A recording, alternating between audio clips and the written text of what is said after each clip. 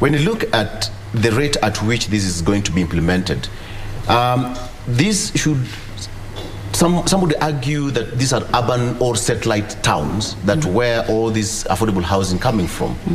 Does it call for a larger expansion between the urban centers and the satellite towns? Okay, the fact that we have different counties having land, or the government giving out land, yes, that is a start. That is the easiest step that you can actually have. The next step is construction, and then who is going to occupy those and under what conditions. It is not only the urban areas that actually have a deficit. We have rural areas also have a deficit. Urban informal have about 13% deficit. We have micro landlords have about 9%.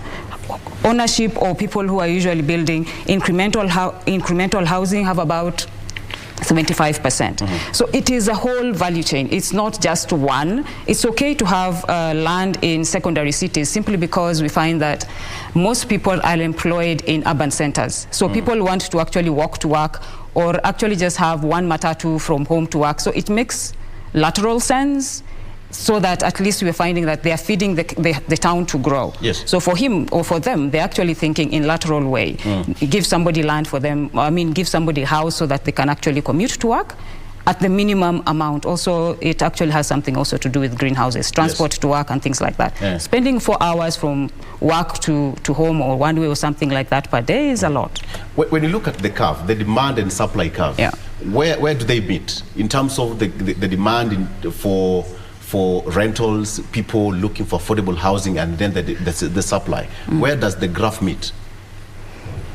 I think that is totally to the consumer. Yes. That is totally to the consumer, because the market will dictate. If you, like I said, giving land is the easiest thing you can do. But what is the market? Which customer are you targeting? Exactly. What is it that you're targeting? For one, I can say, yes, you plant a house for me, but have you considered that I use charcoal to cook?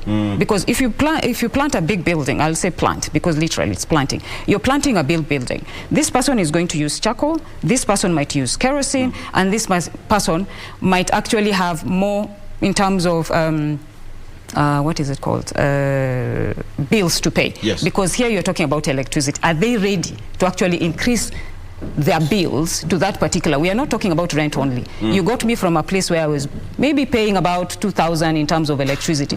Then you take me to a place I need to pay for security light, I need for communal lighting, I need to pay for the security guard, I need to pay service charges. So my bill is going to go about 10,000. I wasn't prepared for that. So who's the target market? When you look at the affordable housing, who is the target market generally?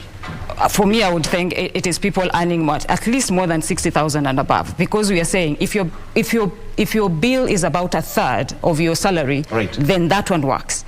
A third of your salary, that is usually the baseline. It has to be less than that for you to actually have a housing.